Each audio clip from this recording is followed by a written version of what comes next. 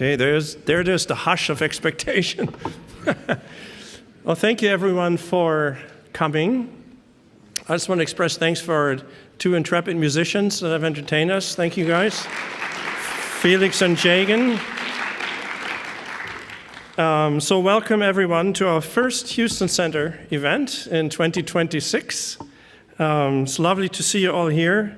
Before I say anything else, I have to give you the obligatory warning that tonight's event is being recorded and also live streamed. So be advised that by staying in this room, you agree that any articulate or inarticulate sound you make could be recorded. So if nobody's leaving, I take it that you all agree.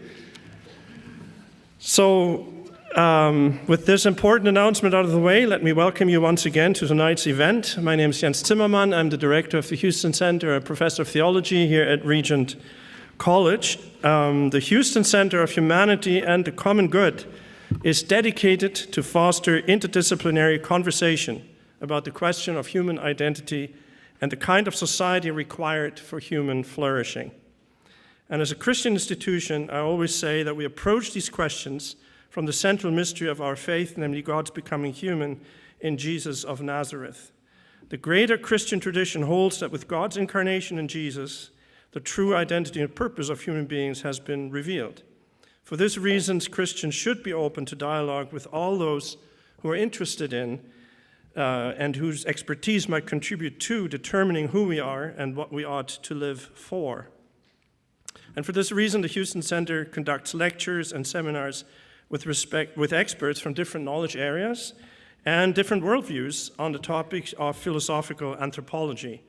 And I do want to thank the generous supporters of the Houston Center, some of whom are here tonight. Thank you very much for making this possible. So with tonight's speaker, we continue the theme of human progress and its unintended negative consequences for human identity. Many of you here will recall our last Houston Center lecture by Mary Harrington, in which she dealt with the unintended consequences of the progress for women promised by feminism. You have to forgive me, this is a teacher's thing. I need to connect this to the last lecture so that the context is established, right? So Mary's main point was that feminism's fundamental quest for liberation was itself often shaped by certain modern assumptions that turned out to be detrimental to the goal of establishing a truly dignified existence for women in society. She argued that women's laudable impulse for liberation and emancipation had been hitched to a misguided notion of progress in Western cultures that cuts us off from our bodies, from one another, and misconstrues freedom as individualistic self-fulfillment. You may also recall the central role that Mary accorded to technology in fostering our progressive disincarnation, that is, the separation of ourselves from the natural functions of the body, from our natural dependence on community, and so on. And her point was that modernity tends to turn us from holistically conceived persons into functional machines that can then be optimized. And tonight's topic continues a similar line of thought, but this time not women, but rather those with disabilities and chronic illness are our focus. So how do we regard such persons?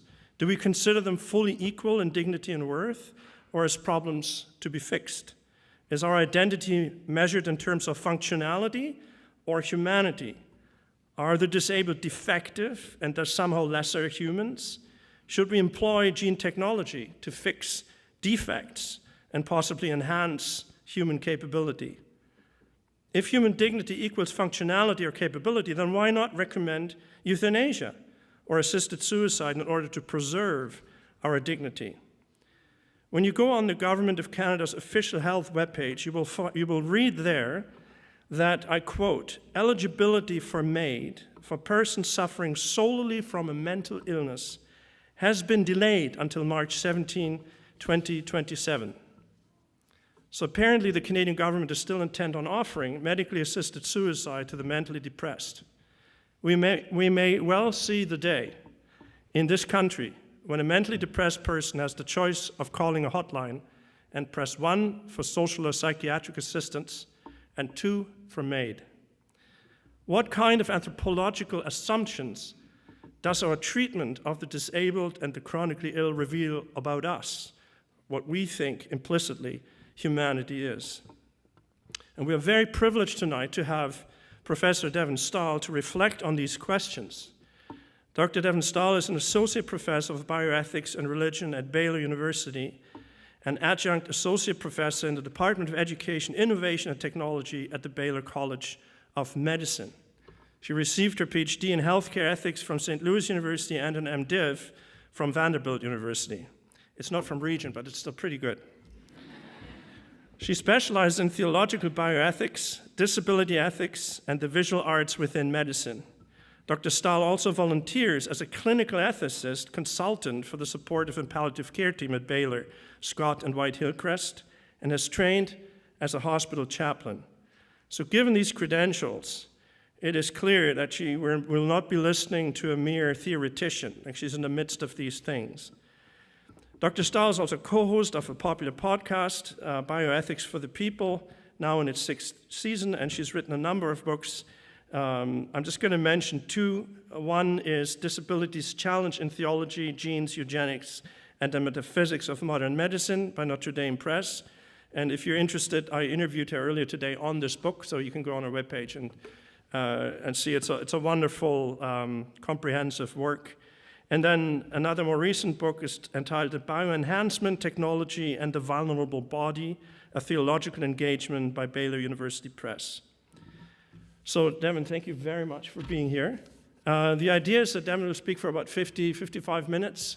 Then we have Quentin Genuis responding, whom I will introduce at the time.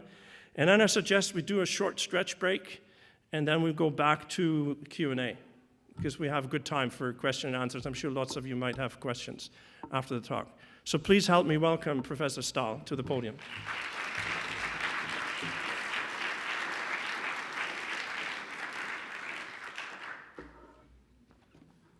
Thank you so much. Let's see if I can get that back on. There we go. Awesome. Okay. Amazing. And it's good disability practice just to say, if at any point you need to stand up and move your body, sitting for 55 minutes straight is really hard on a lot of our bodies. So it will not disturb me at all if you need to be moving around at any point when I'm talking.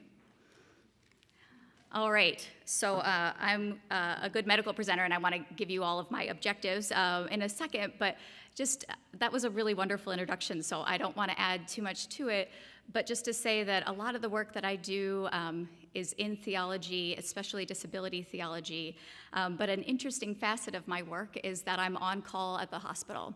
So anyone at the hospital, patients, physicians, nurses, social workers can call me and say, we're running into an ethics issue and I'm not sure what to do.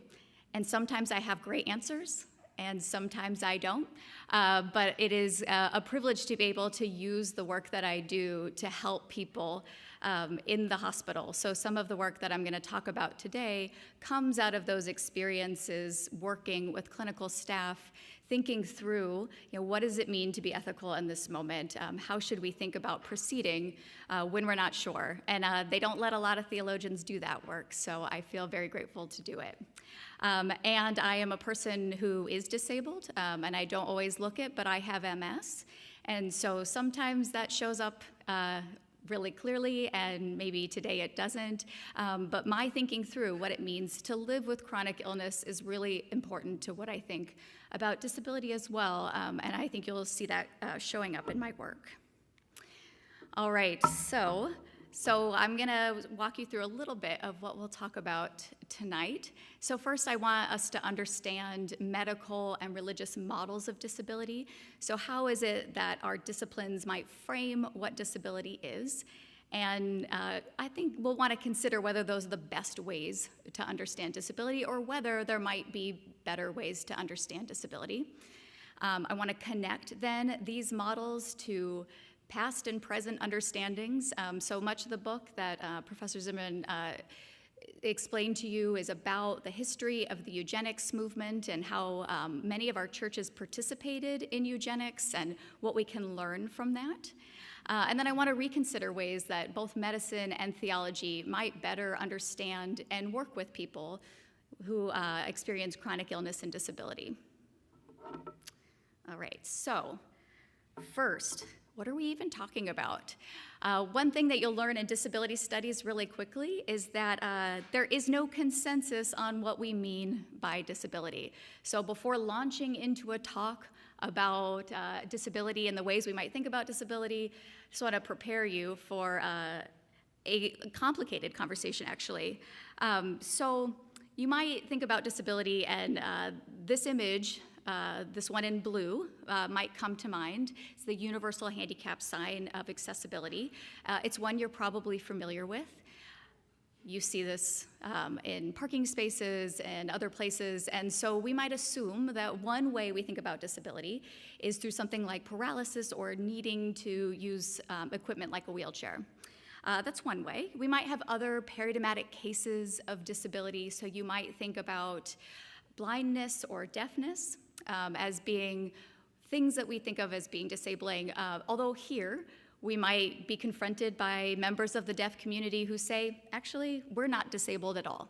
And so there's already contestation of what counts as a disability.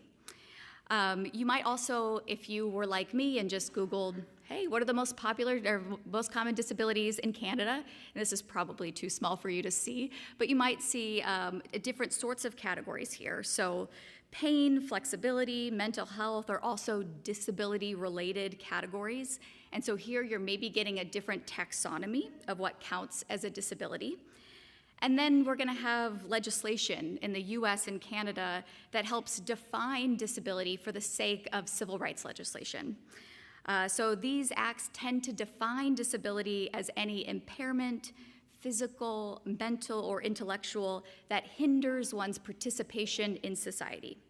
So if that's our operative definition, we could then include things like autism, schizophrenia, dyslexia, Down syndrome, HIV. These might all be then sort of legislatively things we call disabilities.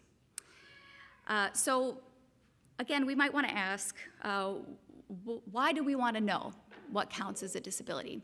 And there might be good reasons to want to know, right? We need to count the number of disabled people among us so that we can allocate certain services to them. There might be one reason to think about a definition of disability.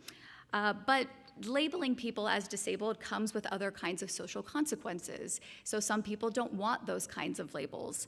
So who gets to decide what counts as a disability and what doesn't count? And further, what does it mean to say something is societally important to count as a disability? So why does our healthcare institution need to know? Why would a university need to know?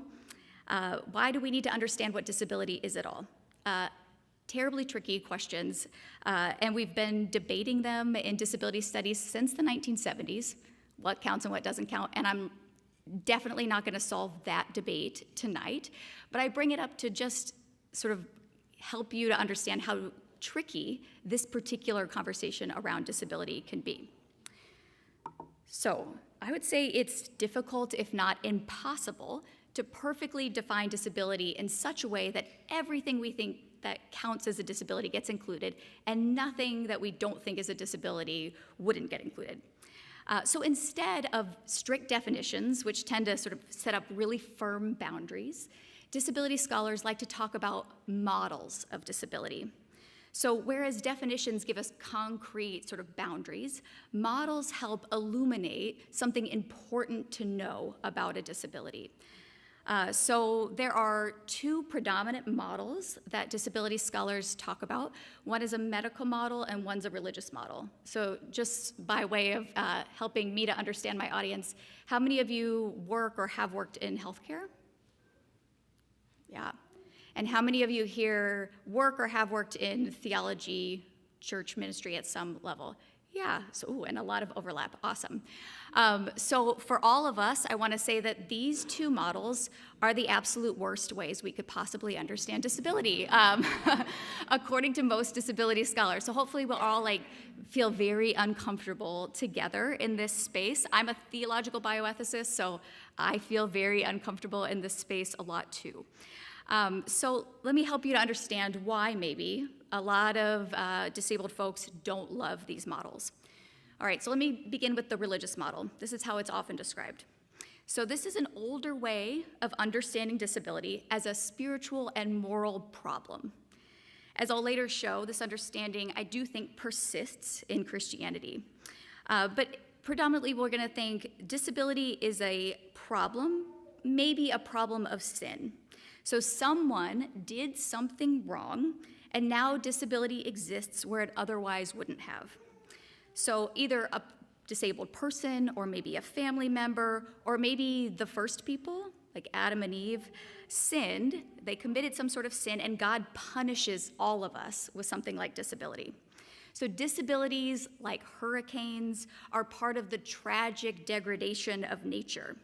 So in theological language, we might say that disability is a natural evil. Disabilities might teach us things, or they might test our faith or help us gain virtue, but ultimately, disabilities are a bad thing, a problem that we need to overcome, either in this life or the next life.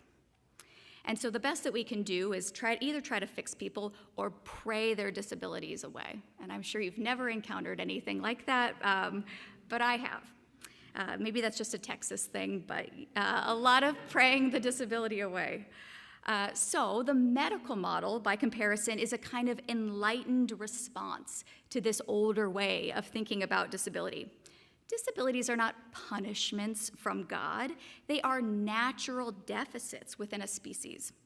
Disabilities can result from genetic anomalies, developmental disorders, diseases, injuries, traumas. The disability model here is a way of talking about biological deficits that impede human functioning. So the role of medicine then is to identify, categorize, and treat disabilities. So some disabilities are cured through medical intervention, others can only be managed. But either way, disability is an individual biological problem that requires medical intervention. And the goal of medicine is always then to cure or eliminate disability. So great, right? We've solved it. So my experience was that I encountered both of these kinds of models when I was first diagnosed with MS in my early 20s. So shortly after entering seminary, I began to experience a kind of numbness and tingling in my feet that ran up my legs. And so I went to a doctor to try to figure out what was going on. And so after what felt like maybe 100 different tests over many months, I was referred to a neurologist, and he ordered MRIs. And the first time I met my neurologist, I'm sitting in the exam room, he walks in brusquely, sits down at his computer, opens up those MRIs, starts clicking through them for like maybe 30 seconds, and he goes, "It's MS. You have multiple sclerosis." And like no one had prepared me for anything quite so serious. So I say, "Well, how can you be sure?" And he says, "Well, I'm a specialist and I know what I'm looking for," right? So in those images, he saw all that he needed to know about my diagnosis. And I will say, he had a really hard time looking me in the eye. He had it absolutely impossible to like manage my emotion, but he was really comfortable looking at this image. This is an image of my brain, because that's what he was trained to do, to sort of see something and detect it. And then all the kinds of other stuff that went with that for me needed to be managed by somebody else. So he predicted that I would probably not be walking in 5 years. I would have all sorts of memory deficits, probably eyesight deficits, and some of that came true, and other things around that didn't. But I will say that whenever I see a neurologist now and I seem to be doing well, I say, "Medicine, it's amazing, isn't it?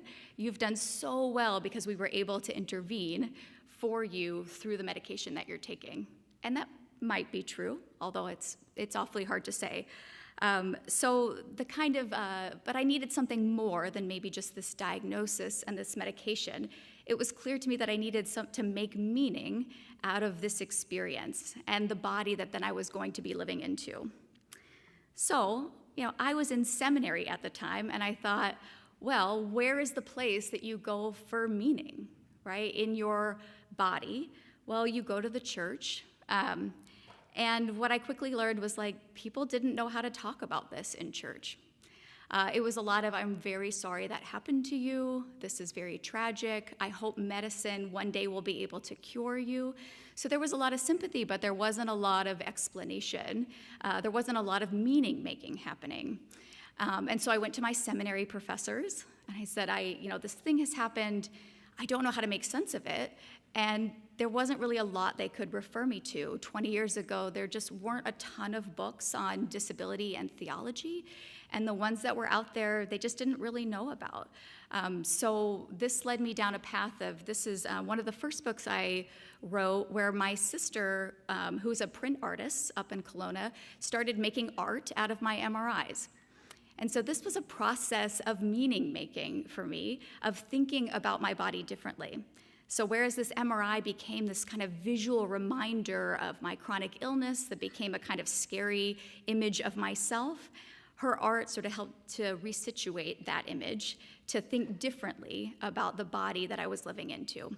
And I'm not going to talk too much about that tonight, but I can proudly say I have a TED Talk about this, which you can find on YouTube. I used to joke, I have a TED, but I actually really do have a TED Talk now that just went up on YouTube. So I wasn't finding a ton of meaning in any of these spaces, and art was one way that I was able to find some of that meaning. So what this led me down was not only sort of this meaning-making path, but also trying to understand the kinds of ways that I was encountering medicine. So what was it about medicine that people kind of treated me in ways that I thought were sometimes dehumanizing? I will say I had many clinical providers who've been really wonderful over the years, and I've had a lot of ones who maybe could have used some better bedside, ability to talk to another human being. If you work in healthcare, you know what I mean. Like, not every physician is great at this. And so I wanted to understand sort of what was I experiencing and what were my friends, this new group of people that I was acquiring who had all sorts of disabilities, were saying that like they also were having these bad experiences. So how could we help understand what was going on in medicine? So just to say, there's various kinds of research in these areas showing us that there is a kind of implicit bias amongst many healthcare providers that sometimes we call ableism, that just sort of leads to a kind of thinking that disability is just like this horrible thing that can happen to you. So one study that a lot of us in this field have been really enamored with that came out recently, this is a US study of over 700 physicians asking them about their patients with disabilities. So Lisa Iazzoni at Harvard and her colleagues showed that physicians really overwhelmingly believe that disabilities worsen a person's quality of life. Say 82% of them in this study said that having a severe disability would lower your quality of life. Now there has been like decades of evidence to show that people with disabilities, all sorts of disabilities, have the same quality of life as people without disabilities. Like, people are incredible at living in the bodies that they have. Physicians don't believe you. You can show them that evidence. I've tried, and this kind of idea persists, that disability is just the kind of thing that inevitably makes your life worse. They also, only 40% felt very confident that they could provide the same quality of care to their disabled patients. I think you'd hope that that was a little bit higher. And only 56% strongly agreed that they welcomed patients with disability into their practices. Right? And a lot of these studies we say have a social desirability bias, meaning like people try to answer questions in the way they think the researcher wants them to answer. So it's actually probably a little bit worse than this. There was a woman who did a study where she just started calling up clinics saying that she was a wheelchair user and she needed a new doctor. And then she would call back and didn't mention that she had a wheelchair. And you can guess maybe what happened is that a lot of clinics just said, we don't have any appointments available for you. So there is a kind of bias of even taking on patients with disabilities. And this can have repercussions for people with disabilities. We sometimes call this the disability paradox. I don't know why. It's not actually a proper paradox. That's what you get a bunch of bioethicists naming things. But this paradox of just like everybody thinks that disability makes your life worse, and people with disabilities say that that's just not true, that they rate their quality of life as high as people without disabilities, actually sometimes even higher. So there's a kind of bias that we're detecting in medicine. And of course, you might say, well, that's just the US. We're special in Canada, and we don't have any of this bias here. So I looked up this study. This is a cross-sectional study of 60,000 patients in the Canadian healthcare system, showing that individuals with disabilities are 4 times more likely than non-disabled people to report that they have unmet healthcare needs. So in the context of Canada's legislation around MAID and euthanasia, I think we might have cause to be concerned that if people's healthcare needs are not being met, but what they're being offered instead is to help die, this creates a problem. So no matter what you think about that legislation, we want to make sure that people don't feel sort of pressured into dying because they just can't get their needs met in other ways. So this led me down a number of ways of thinking about this as a clinical ethicist. I will say I've seen many instances where clinicians' kind of implicit biases impact how they care for their patients.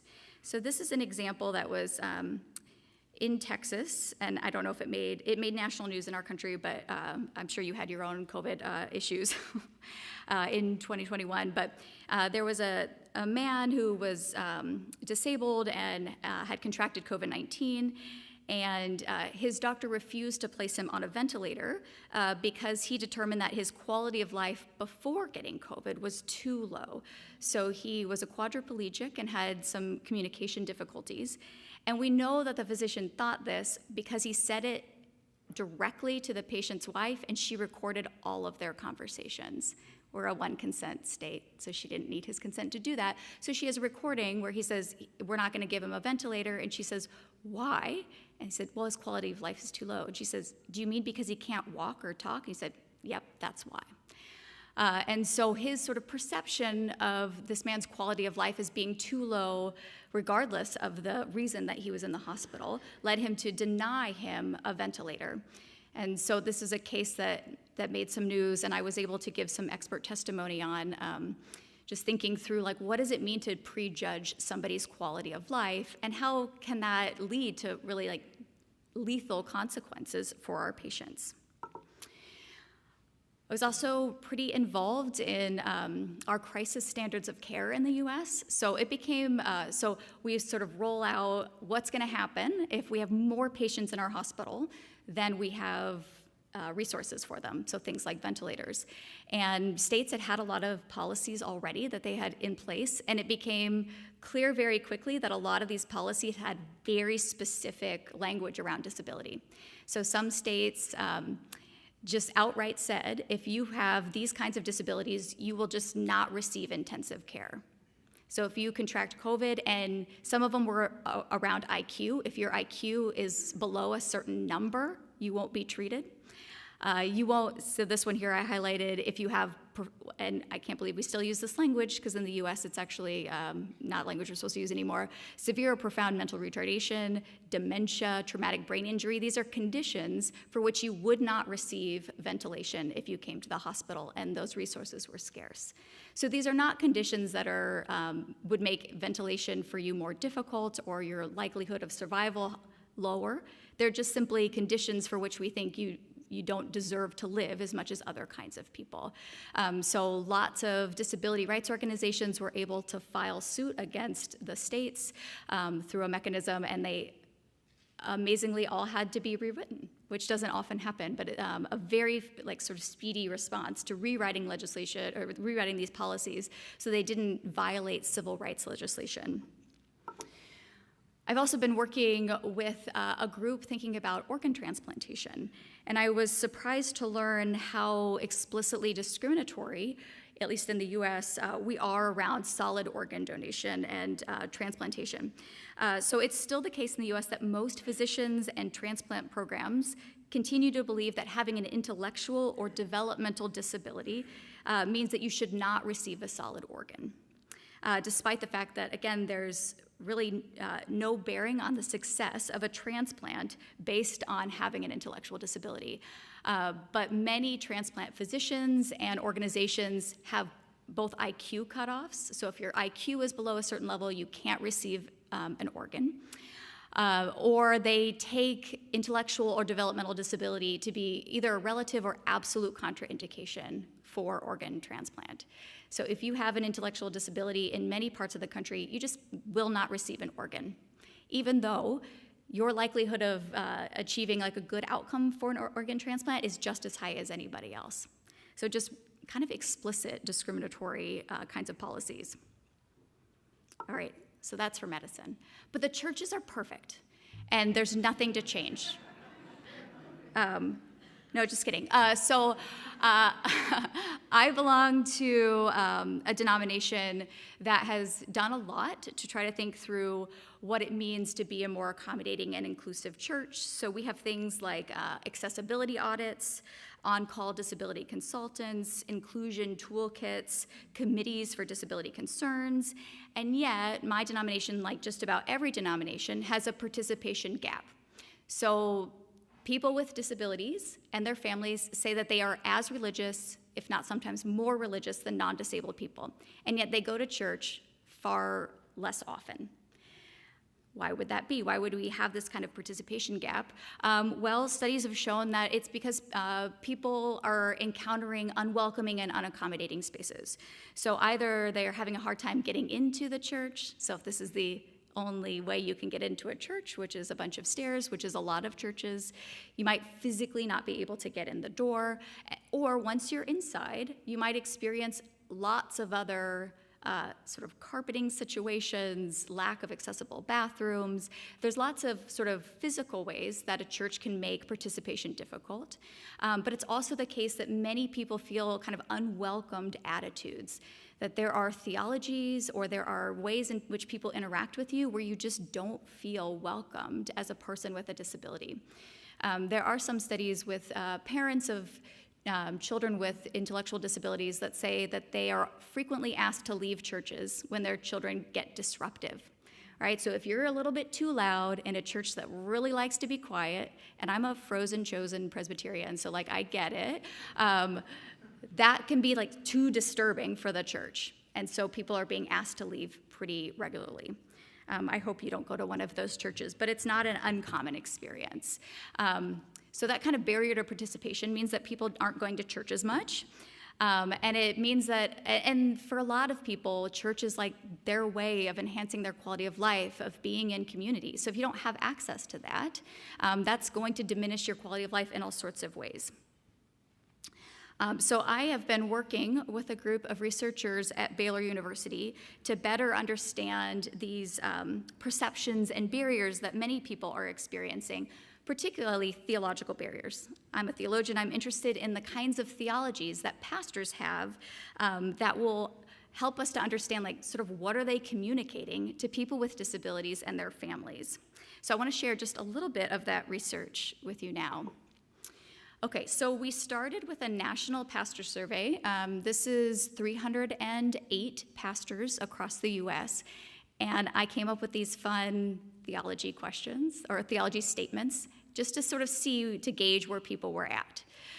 So there were some, like every person is created in the image of God, that I thought, okay, we're gonna get a lot of buy-in here, right? It's hard to believe that many people don't think that people with disabilities are not made in the image of God. And thankfully, overwhelmingly, these pastors strongly agree that every person is made in the image of God. Okay, does God design something like disability? You see a big range there. Do we want physical healing for everybody? A little bit, probably not. Will people have disabilities in heaven? Whew, no. But a lot of uncertainty there. Disability is the result of personal sin or wrongdoing? No, that's great. I'm a researcher. I'm neutral, but that's great, right? So some of these are really great to see, and some of them were like, interesting, and a lot of them were unsure, right? So people with intellectual disabilities can make a profession of faith. There's some good stuff here. There's some unsurety here, and so we took these kinds of responses. Some of them heartening, some of them like confusing.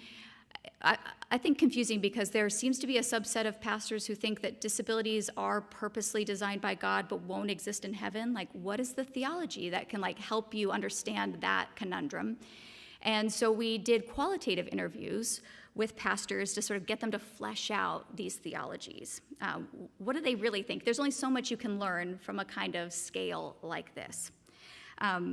So here's one thing that we learned. I'm particularly interested in how people think about sin, the connection between sin and disability.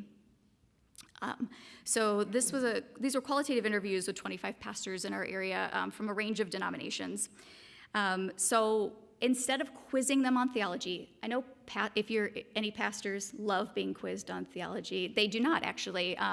They're past seminary, but what they do like talking about is scenarios. So we built a bunch of scenarios out where we said, what if somebody came to you like this? So here we asked them, imagine a couple comes to you and their son has been in a car accident and he becomes paralyzed as a result of that accident. And they come to you and they ask, what sin did we or our son commit that led to this horrible accident? How would you respond to them? And so we asked them this, and sin was sort of all over this. We sort of built this out. Does anyone know, like, can you imagine what scriptures came to mind when we asked this question?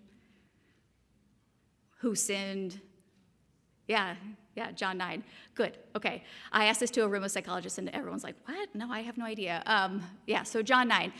So it was sort of like modeled after this. And so you expect sin to maybe come into the conversation because of the illusion. And many pastors came to that scripture too. Not all, but most. And so what do you think is going on here? A lot of them say, most of them would say something like, oh no, it has nothing. Their immediate reaction was like, it's not about sin at all. And you go, okay, great. And they go, it's about the fall and about like sin writ large. So almost all of them went to the fall to say, well, I would counsel them that, this is tragic and it's not a punishment and it's not your fault, but it's definitely the result of the fall. And the fall creates conditions in which these things happen. And then some would say, but it's definitely not a punishment and it's not anyone's fault. Well, unless that kid was drunk driving. And so then they would sort of think through scenarios in which maybe disability is somebody's fault. And so this was another kind of way they were thinking about how this might come about. A lot of them said, this is a bad question. Actually, we had many questions where they said, I don't like answering this question at all. Please stop asking me these questions. They did always answer them, but when we pressed them, it was like, oh, stop, this is hard. Because a lot of them had actually never thought about this thing before, even though all of them said they had people with disabilities in their congregations. And they had said that people do come to them with these kinds of questions. So there was some that were like, this is a bad question. I would reframe their concern. Very few said anything that we might call social sin, by which I mean they say, really what's disabling about this is the society and not really the problem with your son. And let's think through like how to make society more accessible. Came up very rarely. So it seemed like most of them wanted to go to something like the fall, even though they wanted to resist punishment language. Here's another one. We asked them another scenario in which a couple might come to you with a prenatal diagnosis of Down syndrome for their unborn child. And their question to you is this part of God's design?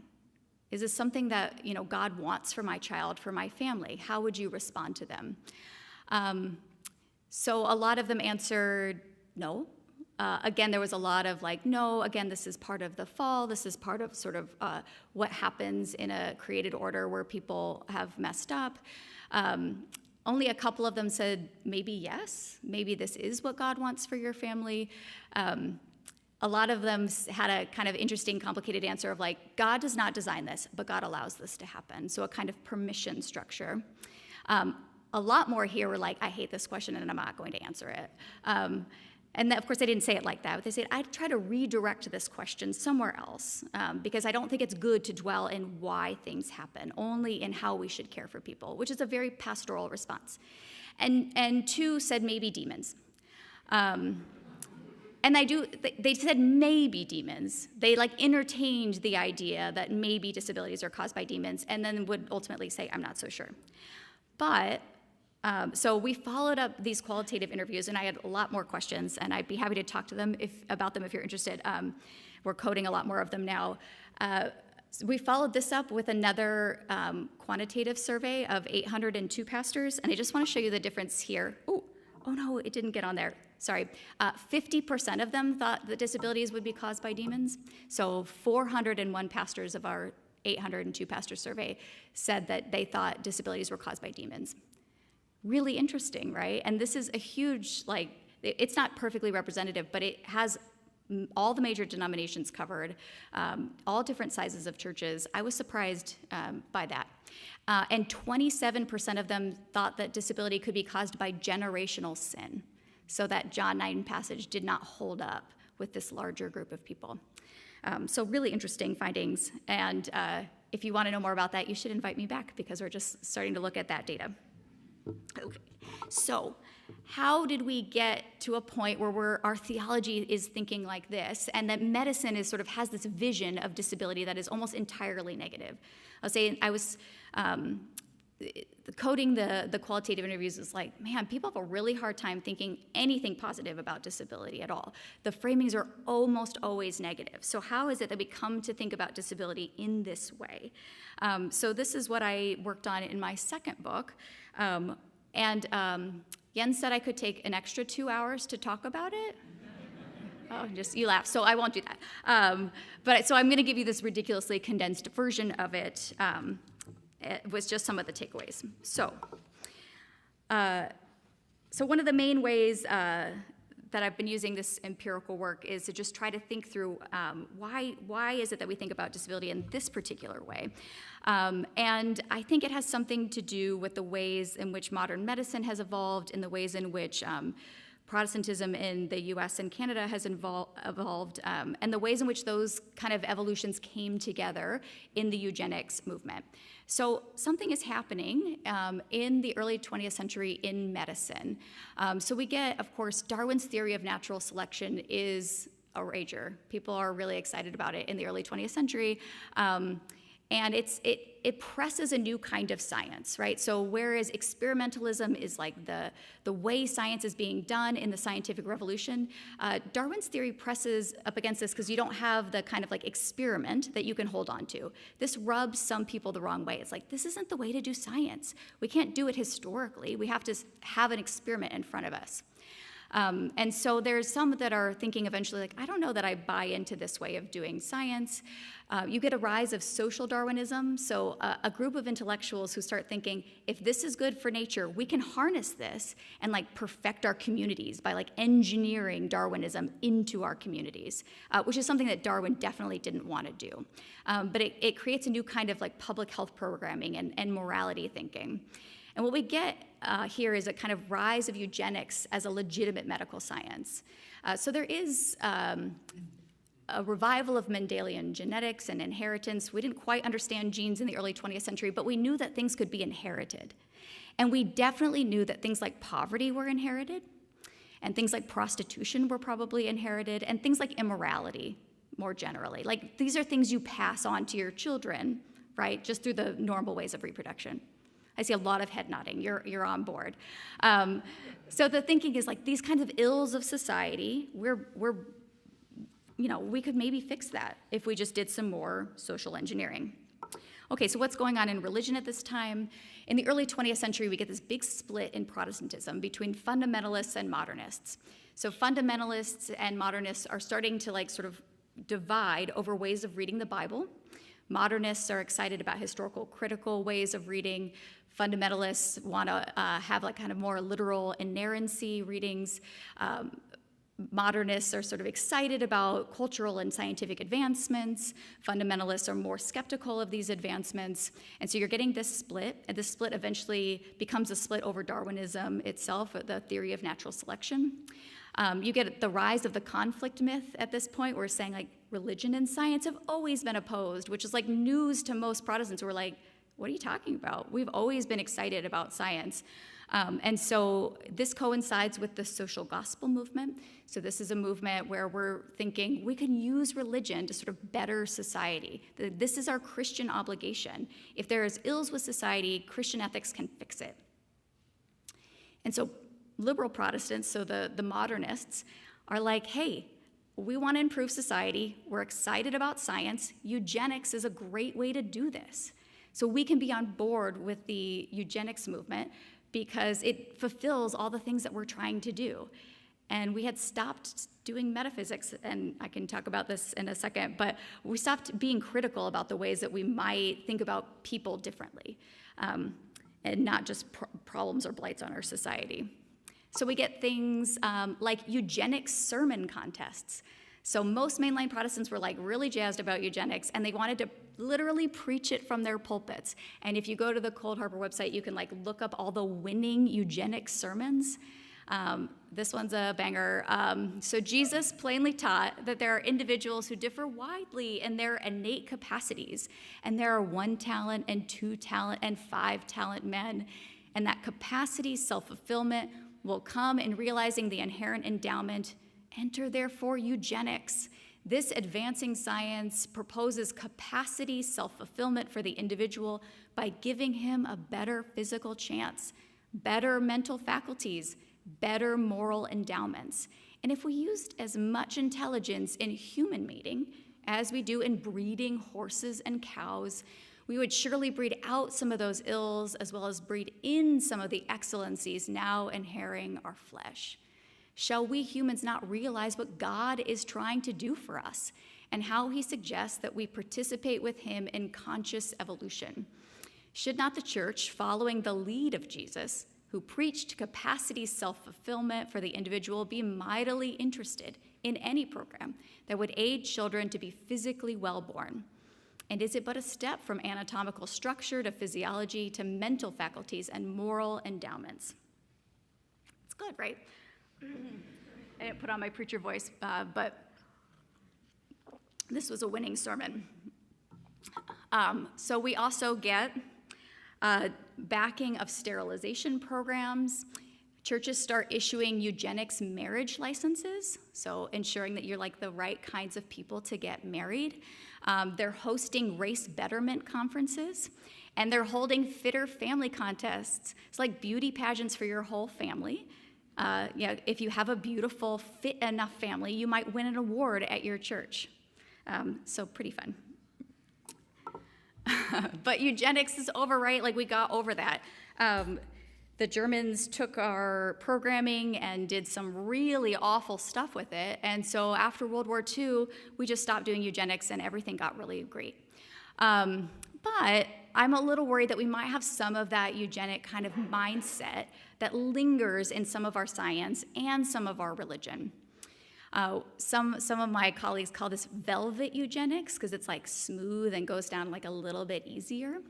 But we have the Rise of the Human Genome Project, which implicitly many of the folks working on this will talk about this enabling a disability-free future. If we can just find the genes that cause the disabilities and eradicate them, which usually means eradicating people, then we can sort of improve our lot. We have pre-implantation genetic diagnosis, so you can sort of see these things before they show up in your children and potentially use selective termination to not have children with disabilities.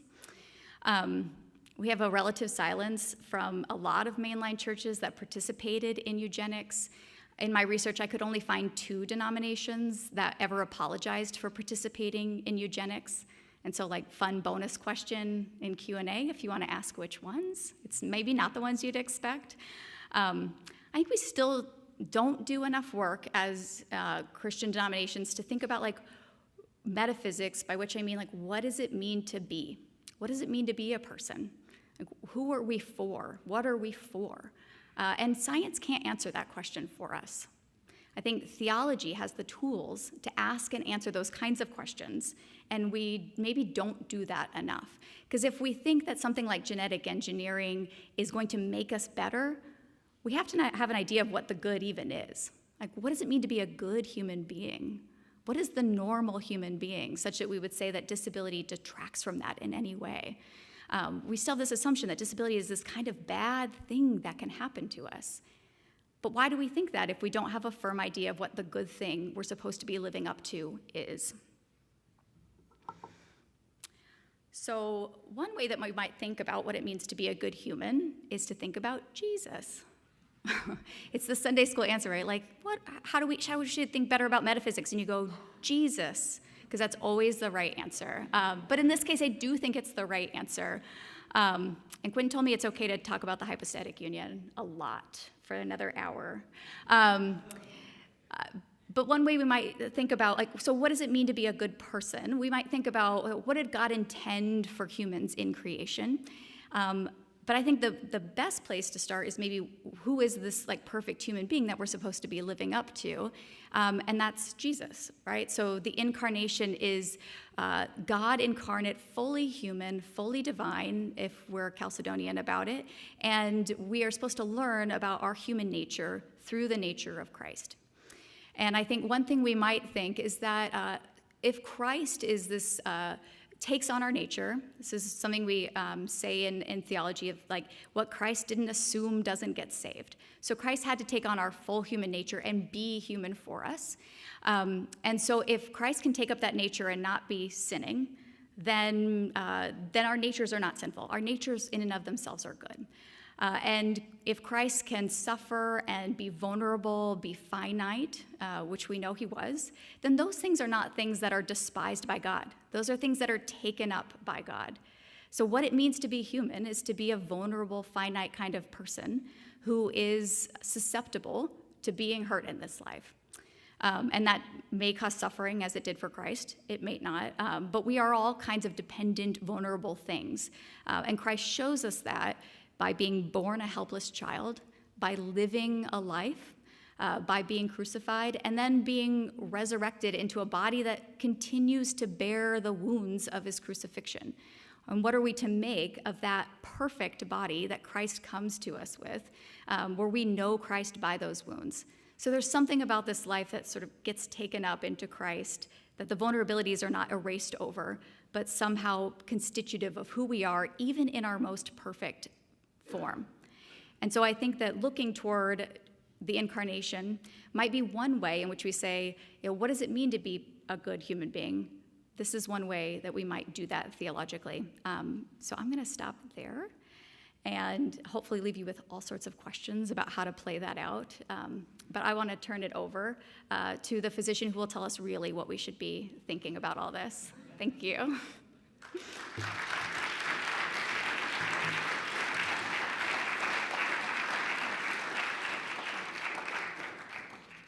Thank you, Devan. Let me introduce to you that physician.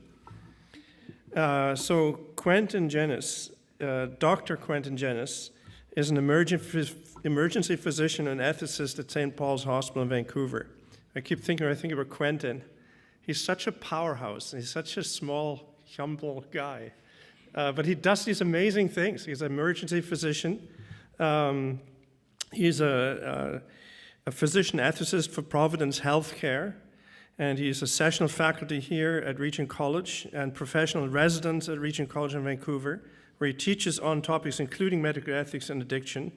He also just recently published a book, Recovering People, Addiction, Personhood, and the Life of the Church, with Cascade Books, came out in 2025.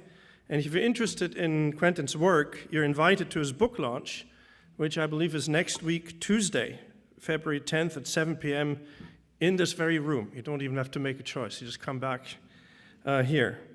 I know Quentin is also cramming for a deposition before BC's Supreme Court as an expert witness for a lawsuit, I believe. I mean, he can tell you about this, about MAID. There's the Providence Healthcare is being sued, basically, that its hospitals should allow MAID to be practiced. And so he is one of the expert witnesses that has to testify before court tomorrow. So we're glad he is here. Thank you, Quentin, for doing the response. And we're looking forward to it very much.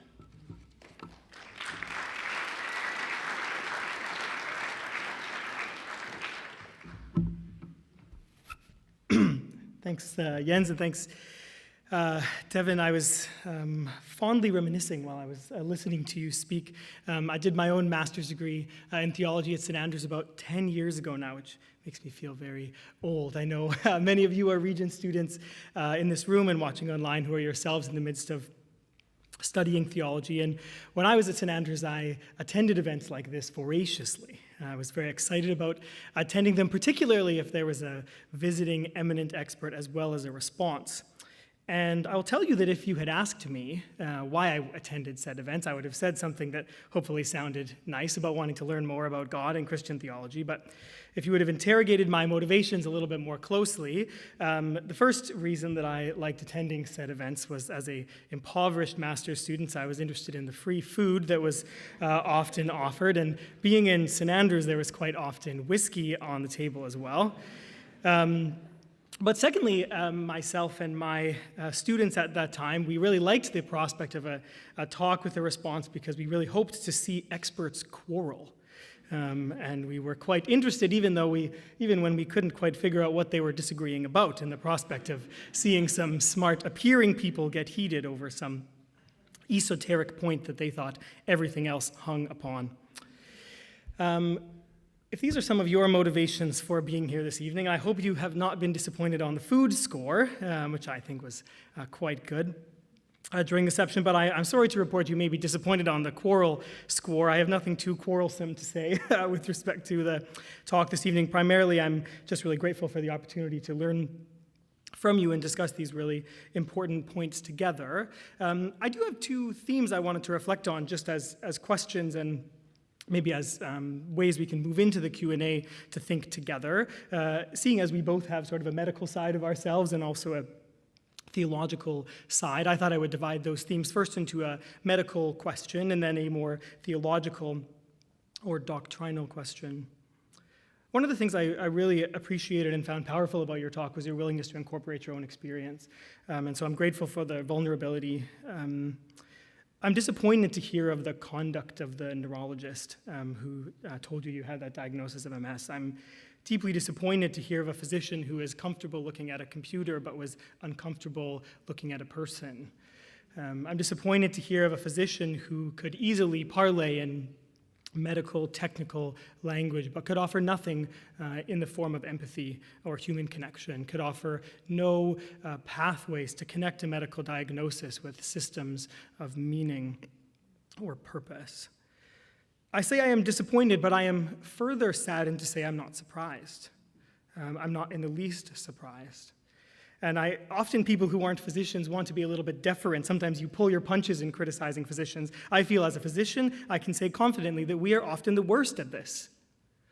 We are often so habituated in seeing medicine as a practice of technological mastery over the body, in seeing persons with illness or disability as mattering less.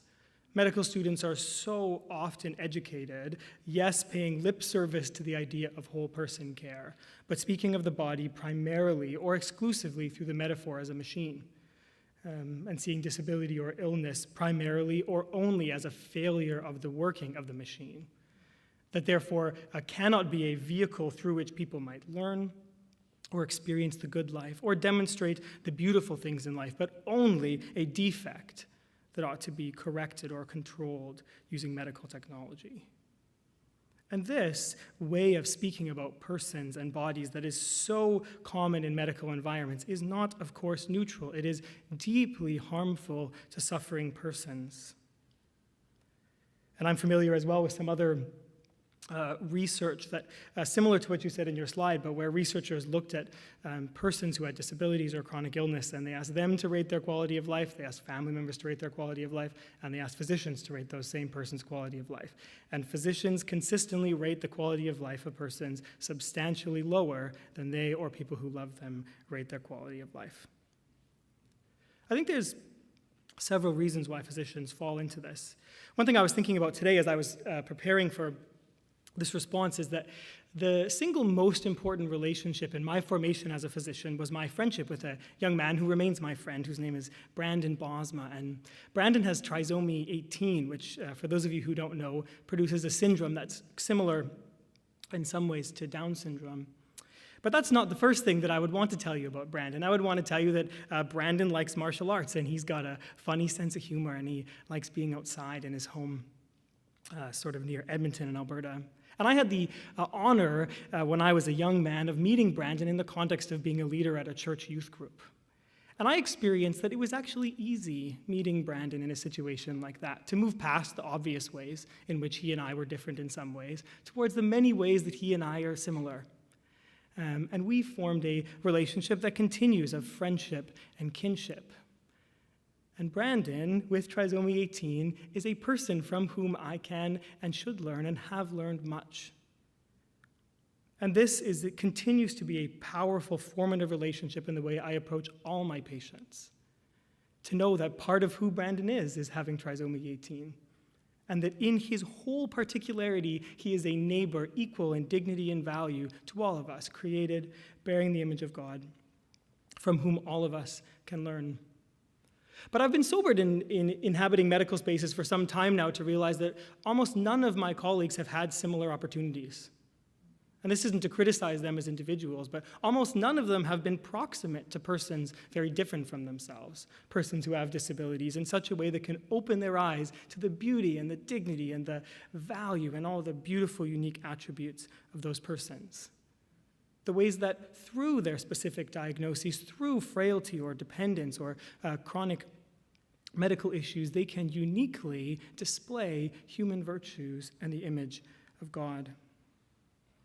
And this lack of formation, this lack of medical people existing in these kinds of spaces has real end-of-the-day consequences for suffering people in our system.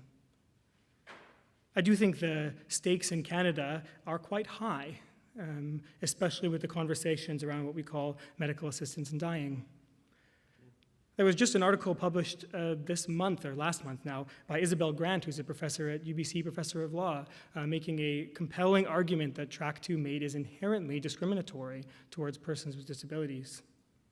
And there's an increasing body of evidence that suggests that persons with disabilities are more likely to be offered MAID than persons without those same disabilities, even when they're presenting for medical issues that aren't related to their disability.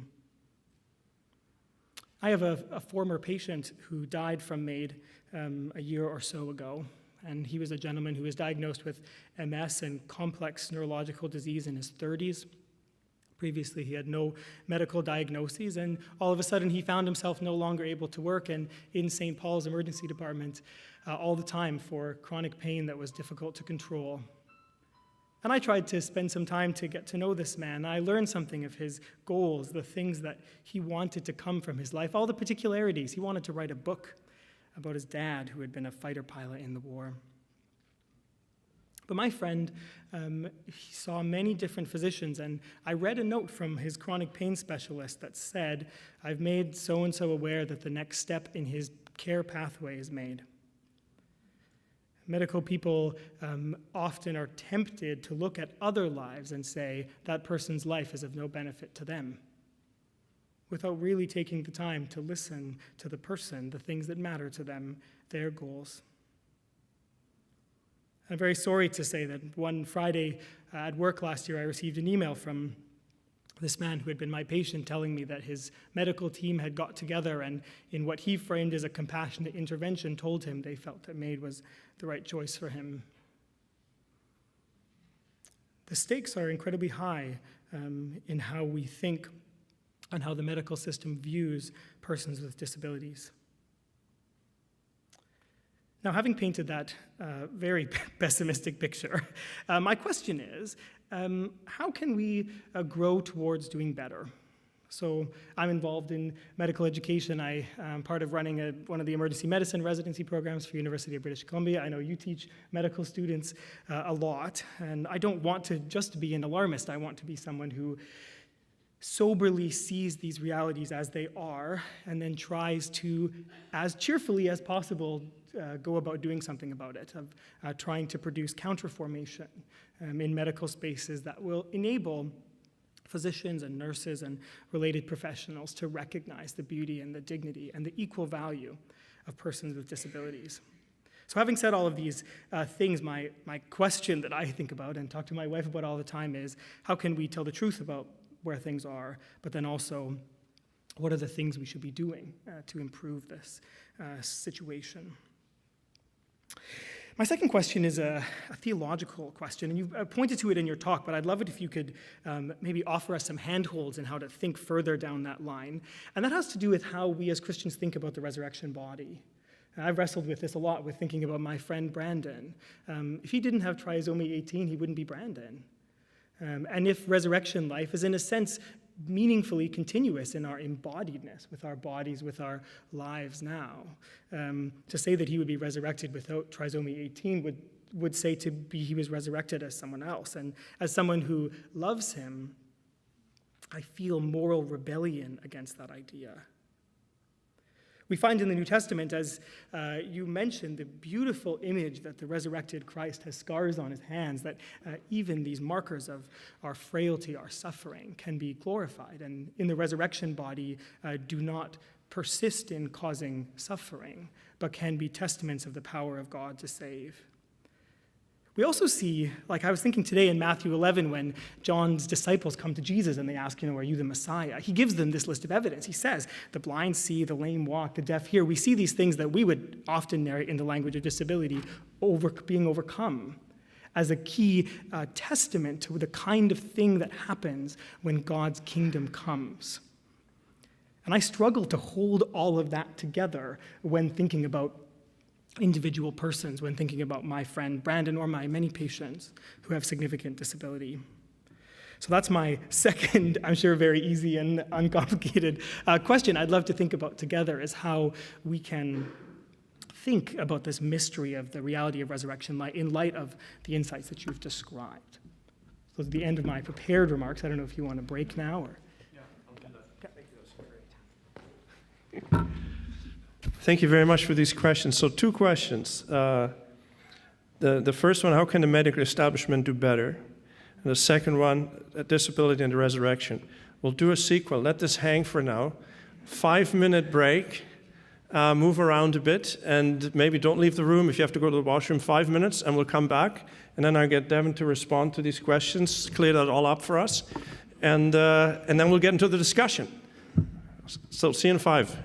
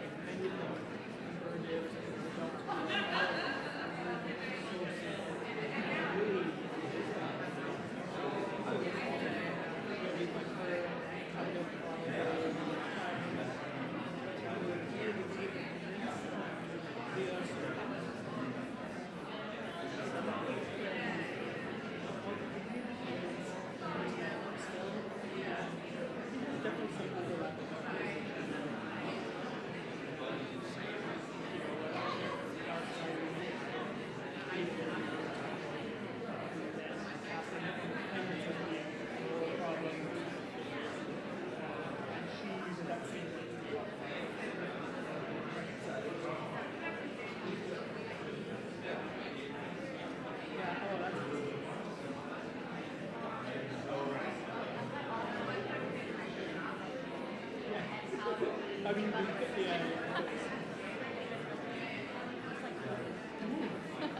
That's the goal, you know, it's simple questions. Yeah,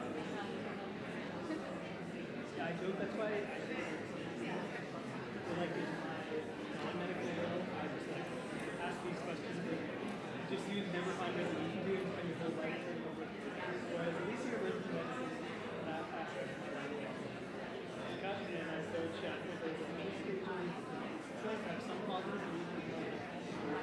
That's what I would say about the clinical piece of what I do. Like, I can like wrestling with ideas, and I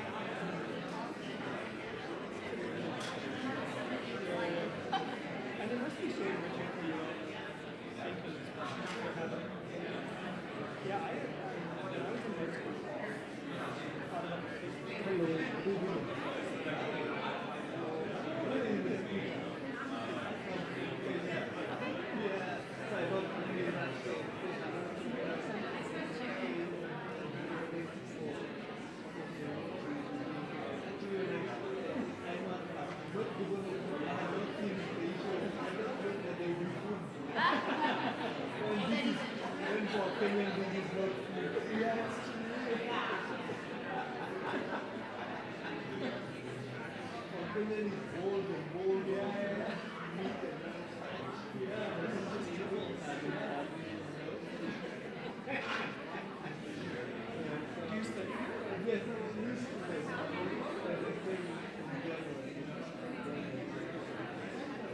thought about back home, I want, I figure it out.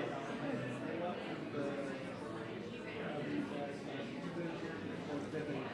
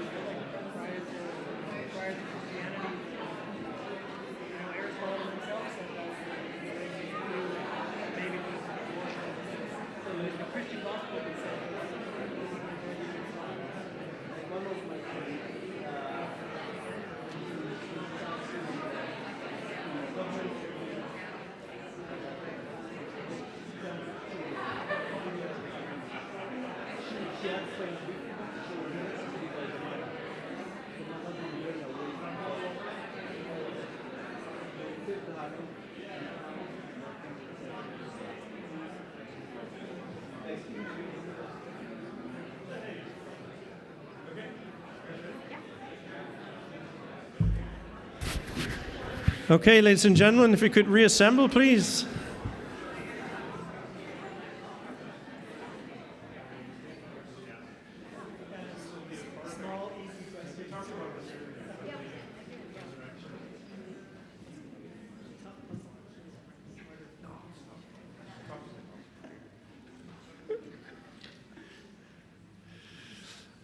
Okay, so what we will do is we will get our guest speaker to respond to these two very good questions, and then after that, we'll open the floor for you to ask questions. And the way we do this here at Regent is there are two microphones at the back. So I would just ask you to line up behind the microphones, and then we will alternate between the two mics, and you can ask your questions in a question response. As we also like to say at Regent, there are times when you want to tell your life story. This is not it. Okay, so just ask a question. And be mindful that there are others behind you on the microphone that also want to ask a question. And I will all be doing really well. Okay, Devan, take it. Yeah, so how do we reform medicine, and how do bodies look in the resurrection? Which are the easiest questions I can imagine. Yeah, so one thing because I do teach medical students, I do think a lot about how we might frame and think about disability differently, because it is very clear to me that medical school will teach you that there are like normal bodies and there are defective bodies and there are things that we need to be fixing. So there's a kind of rush to fix. How do we curb that thinking? I think we need to do specific education around disability. One thing that I've done that I think hopefully has had some impact is creating experiences that you've named, Quentin, is bringing people with particular disabilities in with medical students and having them explain what their experience is like. I don't think you can know anything about disability without actually talking to people with disabilities. So any kind of curriculum reform needs to include the people that are sort of having those experiences. And of course, one person can't be a stand-in for all people with disabilities, but if you've never had that conversation with somebody, that seems awfully important to have. So I think one way is getting medical students in community with people with disabilities. Some of my students have done that even in places like L'Arche or friendship houses where they learn to live with people with intellectual disabilities, not as their caretakers, but as their friends. They're not, serving them, but they're living together in community. So there's a kind of impulse to like, I'm the savior, not that physicians have savior complexes, but that, that in that kind of like, I'm gonna help you, you forget to just be with people and to listen to them. And I think that that's awfully important. Another thing we are striving to do at my medical school is just to get quality of life like out of the conversation. I think there are ways in which we can talk with people about like, what do you want your future life to look like? But when we start making judgments about other people's quality of life without talking to them, that just seems like a big mistake. So we've just kind of gotten that out of our training altogether. I also, and I don't know how to do this perfectly, but we need more physicians with disabilities. In the US context at least, and I bet that it's similar here, it's really about 2% of physicians have disabilities, which is way lower than the 27% of the general population. And almost all of those physicians acquire their disabilities after medical training, because it's actually almost impossible to get through medical training with disabilities because there are technical requirements that you need to meet that most disabilities will just sort of prevent you from being able to meet. And I don't think that some of those requirements, I think, are overly onerous and could be sort of adapted to people's disabilities. So I just think that we know from other literatures that people like concordance. People with disabilities like to be helped by other people with disabilities. They like to be able to see themselves in their caretaker. And wouldn't it be amazing if we had more physicians and nurses and other care professionals with disabilities themselves that people could relate to? So I think that that's maybe even a bigger issue of like trying to get that to happen in our medical education, but training people, getting them to meet people, and then having people represented in the profession itself that can explain why some of these attitudes are problematic. Because it's different when your colleague says it than when your patient says it. There's a kind of like mutuality there that I think physicians can really listen to. So those are some ways. They're not perfect. And I think we all should just like do art together. That's another thing. The resurrection is so hard to talk about, but it's disability scholars have really been thinking about this in part because there has been an attitude in a lot of Christian circles that like disability is the kind of thing that will necessarily be eradicated in heaven. There cannot be disabilities in heaven. And there's scriptural reasons to think this, or there's just cultural reasons to think this. And it's been a long part of the Christian tradition to imagine a perfect body in the resurrection. So some ancient Christians thought probably 33, like we will all be 33 again. I don't know how you felt at 33, but that's like a vital age. Of course, it's connected to Jesus's age at his crucifixion. So we'll probably be all 33. Maybe we'll all be male, because like that's a better body. We'll all be tall, because but not too tall. And I was reading a 13th century monk recently who said we'll all be white. That was a shocker to me. So there's been kind of thinking around like what is the idealized body in our culture, and then we'll meet that.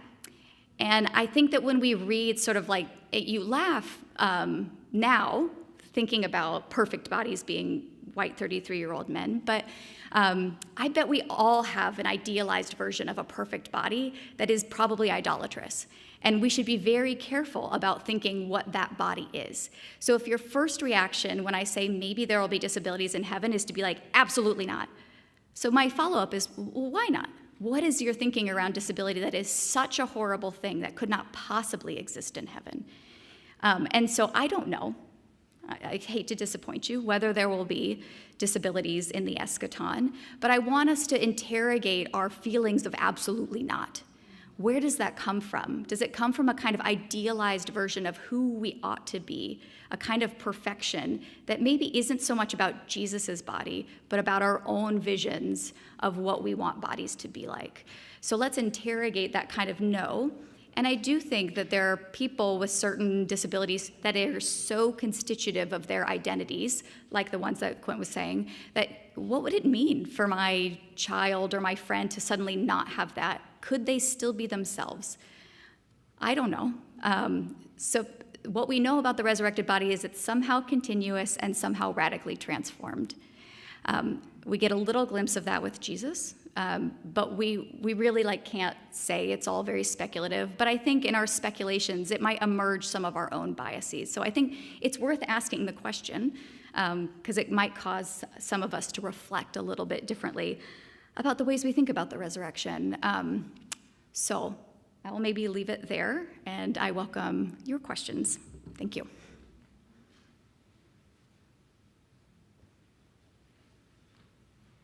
I can tell you what I think. No, I don't know. Okay, we're ready to take your questions. If you could go to one of the microphones on your left or your right. Have the courage to be behind the microphone, ask your questions, and maybe indicate whom you want to answer the question. I will give you, Quentin, a chance. Signal to me if you want to chime in, right? If it's not for you, and vice versa, if you want to say something. You don't have to, but if you want to. Okay, let's just that side.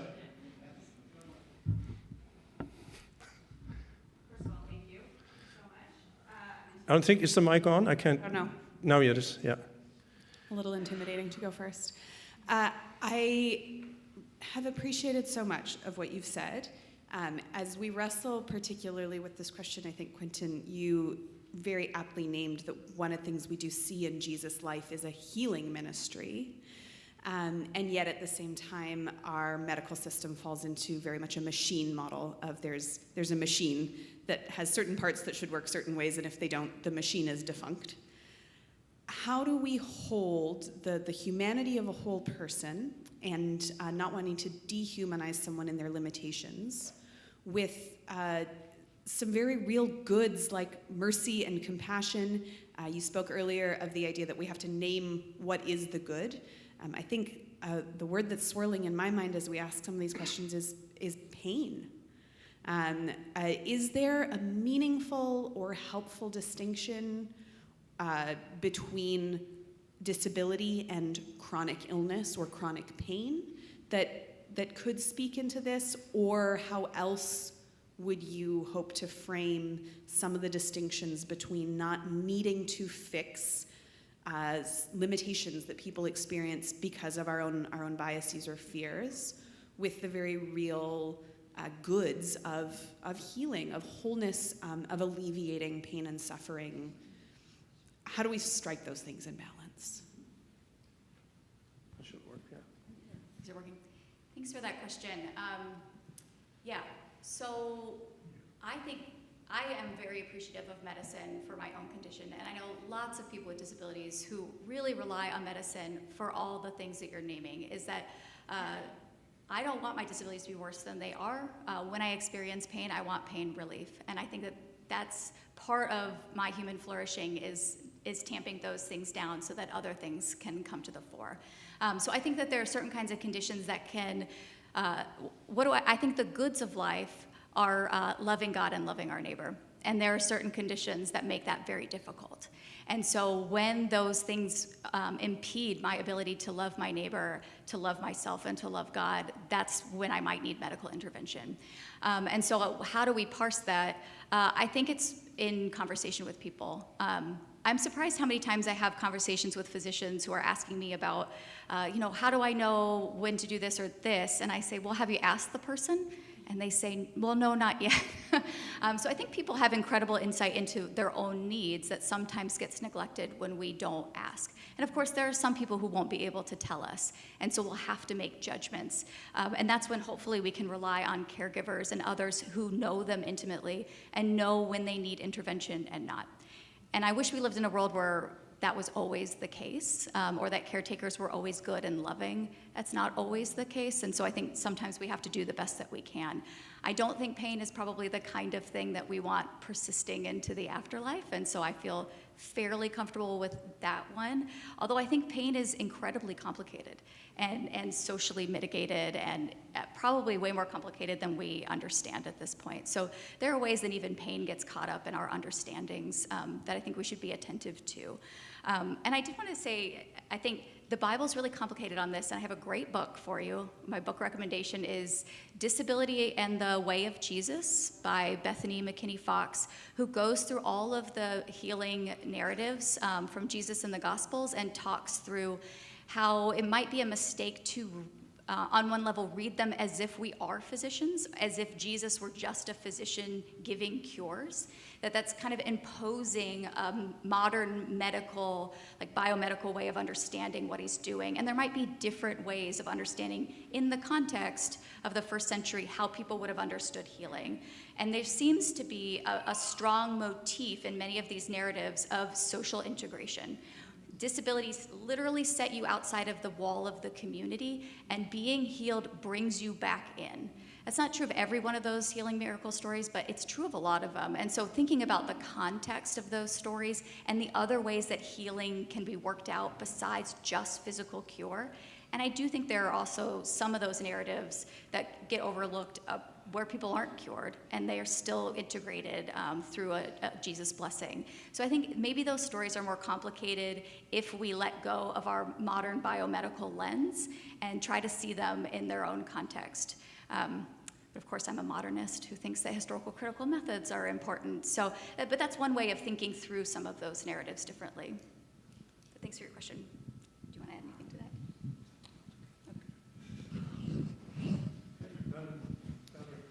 I wanted to ask, it's sort of in defense of physicians, of which I am not one, but I'm wondering if perhaps we're demanding a bit too much of physicians, because a certain skill set that allows you to have extreme skill in navigating an MRI, say, or whatever, doesn't necessarily, okay, I have a degree in psychology, so maybe generally if you're super smart over here, you're less smart on, okay, if you're really smart on the hard skills, you're maybe less smart on the soft skills. So I'm wondering if maybe we could go to like how with police officers, sometimes they will now have a ride along of a social worker or whatever. So when you're actually having a mental health issue and not a actually police issue, so you have the buddy system. I'm wondering if that might be a solution to some of what you experience and many people experience, that it's not just, hey, this is your diagnosis. Too bad we're out the rest of your life, but there could be some compassion on person number 2 who says the compassion part, because person number 1 can only handle the, hey, you. And part of that too is for a surgeon in particular, you have to slice someone open. That's extreme violence to a body. So if you're overly compassionate, you won't be capable of it. So I just wanted to throw that in there, see what you think about that. Thank you. And I know we have some surgeons in our midst this evening to get their responses on that. But I think I'm really grateful for your point defending physicians. I appreciate that. And I think the point is very well made, that we, if there are deficiencies in the medical system, the correct response isn't for the medical system to be totalizing and to be able to do everything. And in that sense, I think that it is right if the physician makes the new diagnosis of MS, we shouldn't suggest that physician should aspire in themselves to provide all the social, moral context that can provide the person with meaning. That would be to aspire to medicine becoming bloated and essentially idolatrous. I think, though, if we are to sort of ask that question of what is a physician for most of history, medicine was conceived of as an art that does involve convening together with the patient, of seeing them as a whole person, and of promoting their health, not just, again, as mastery of this machine called the body, but of health as a more holistic concept. So I agree that medicine does seem to attract certain kinds of personalities, and that medical formation can drive you, into more and more narrow ways of engaging. But I also wouldn't want to let physicians off the hook for failing to display empathy. And I would want to, in how we select medical students, how we form and train medical students, to retain a key competence of the good physician as someone who knows who still, in the age of AI and staring at their computer, still aspires to and knows how to commune with the patient. Yeah, I often get this question of like, what should the neurologist have done differently? And won't it take too much time in the encounter? Because you get 7 minutes with a patient to do anything differently. But I actually just think it would have been such an easy fix to like, look at me. And I don't think it's too much to ask your physicians to look at you. We do this in simulation, right? So part of medical training is like, you practice it in front of other people and they critique you. So that's just part of medical training that I don't want to get rid of. And that this would have failed you of, not looking at a person. But looking, and then as he looked, just to tell me what he was seeing. It's like such a simple fix, actually. I don't think it's asking too much of physicians to tell you what they're thinking as they're thinking it, and to look at you like you're a person. And I can't imagine having enough staff to have an accompanied person, like your compassion translator, at every encounter. Yeah, we have a deficit of clinical staff to begin with. But yeah, so I agree that I don't need my physician to then help me think through the meanings of that in that moment. But I think basic compassion goes a really long way. And I have experienced it, and I am always very grateful for it. And I very rarely meet people who aren't grateful for it. And I do think, as somebody who was a chaplain, I want to say there's always this narrative in physician circles of if you care too much, it'll be too hard to do your job.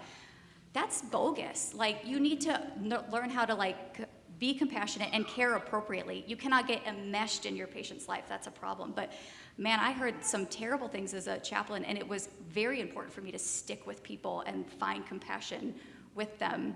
And yeah, I wasn't cutting them open, but you need to learn that as a skill as well. Learning how to be compassionate and not get enmeshed in your patient's life is also something we can be teaching and forming in our med students. So we have one here, at least, who seems to be doing that pretty well. Okay, we're drawing out the surgeons and physicians now. So, York, vascular surgeon, please ask your question. As a surgeon, I have no difficulties cutting a patient because the only way to heal is through cold steel.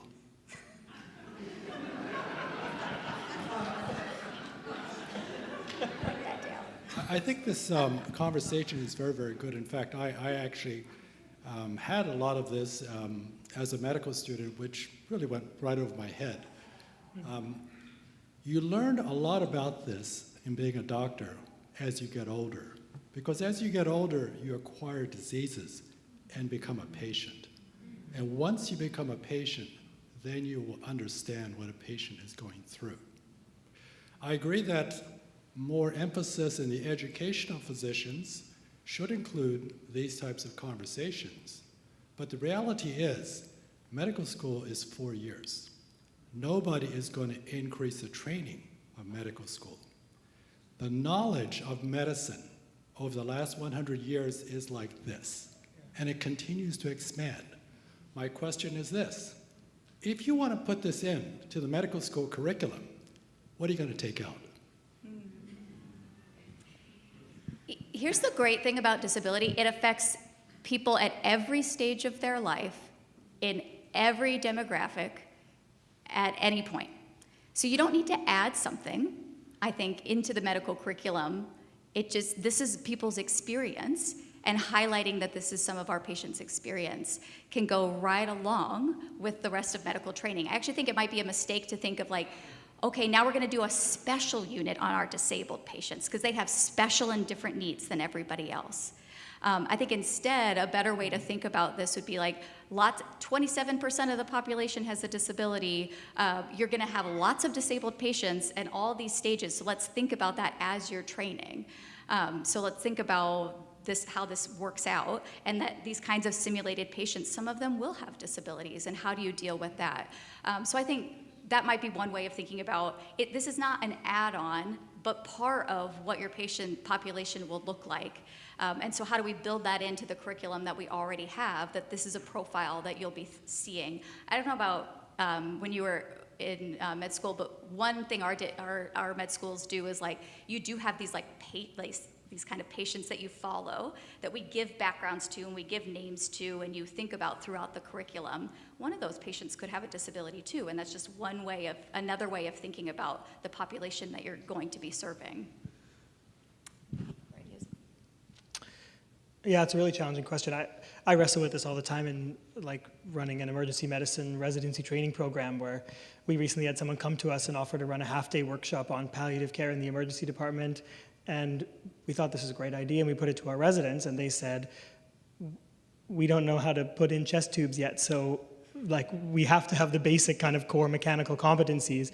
And I think that's right. Like I think as patients who come to the emergency department, they want me to have a certain set of automatic clinical manual skills, and we shouldn't teach sort of other skills to the detriment of that formation.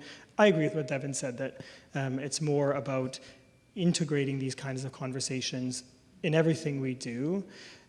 Something I try to do in postgraduate education with my residents is to, even in the busy environment of the emergency department, encourage them to take time to just get to know every patient a little bit, to ask them at least 1 or 2 brief questions about themselves. Because I actually think even to go back to the surgeon slicing someone, I would much more trust the surgeon who carries with them the moral weight that this is a person who likes Steinbeck and who likes to paint, even as they're cutting them, than the surgeon who's able to just turn their brain off and say, this is just a hip replacement. It's just a hip, it's not a person. I think the practice of that surgeon is much safer if they're able to hold within their person as they're operating the reality that this isn't a body, or just a body, it's a person.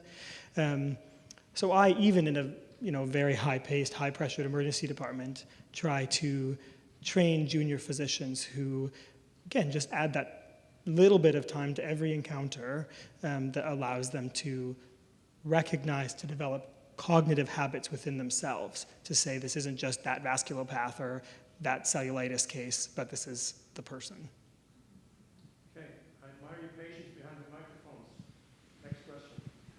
Okay, I have two questions, but I'll make them so quick. First one, you talked about the medical model and the religious model, and you kind of mentioned social sin, I think you said. So I just was wondering if you could just talk about, like, would you agree with the social model of disability, or sort of where would you align with that, or would you like offer a different model, or are you kind of in between? That's my question. First one. Yeah, it's good. So there's been this like proliferation of models in disability studies, and there's heated contentions over which is the best, and then contentions over whether we should even have more, if more is always better. I adhere to something close to a social model that is not a pure constructivist model. I think we need to be thinking about people with disabilities as embodied people who experience things through their bodies, and a society that makes some things harder for them. And so there is a way in which we need to be attentive to society when it puts up barriers, when it has stigma. And sometimes some of our challenges come from those bodies that are interacting with those societies. So it always has to be a both and. So I don't want to position disability as purely sort of a biological inherent thing, because it surely is interacting with a society. But of course, it's not a mere social construction. We didn't just decide things are disabilities and as if bodies didn't exist.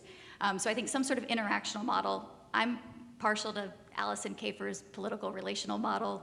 That might be more than most people need to know, but some sort of idea of like how bodies relate to space and community is where I would want to think about what's most meaningful to know about disability. Okay, and then my second question, I don't really know how to phrase this, but I guess I was just more so, this could be for either of you, wondering about the studies behind or research behind people like nonverbal, people with disabilities who are nonverbal. Just because from my understanding, I have a friend who has a son with disabilities, and he was told by doctors that like his son would be at like a grade 3, like understand, or maybe it was even younger, for like his whole life, or he'd always be like 5 years behind. And then they had someone, I forget the whole story, but they had someone come over who was studying disability and all this research, and she said, that's not true. And then she did this, like, tried to speak to him. She laid out all of these letters, and she spoke to him about all these kind of like more advanced topics. And then she said, do you understand? And he would point to the letters, and he was communicating.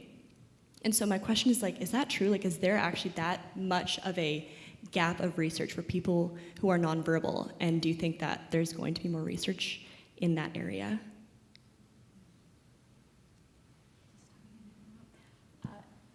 Yes, that there are cases like this where somebody has a lot going on, and because they're nonverbal, that's never been tapped into.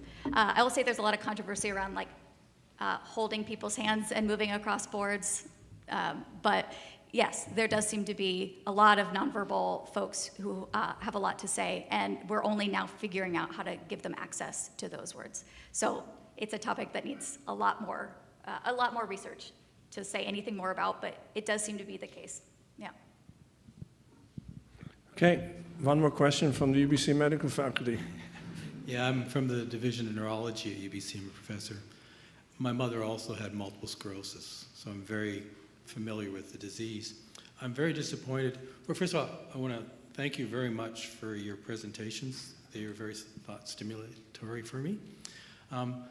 And really, when you have multiple sclerosis, you cannot predict early on what the outcome will be in terms of progression. And if I understand it, you've had it for 20 years. So you're obviously a very slow progressor. So that's a good thing. The other thing that I wanted to, not so much a question, but just some feedback, and maybe for the audience as well. I mean, as a scientist, you know, I have a broad perspective of the world. You know, we study the cosmos, and we study the atoms that are inside molecules. And for me, I see a miracle all the time, everywhere. And I guess that brings me more to almost the religious experience and, you know, what's it all about. And what you see with all these miracles happening is that I have a perspective that, you know, there's an evolution of the human body, and we talked about, well, what's a perfect body?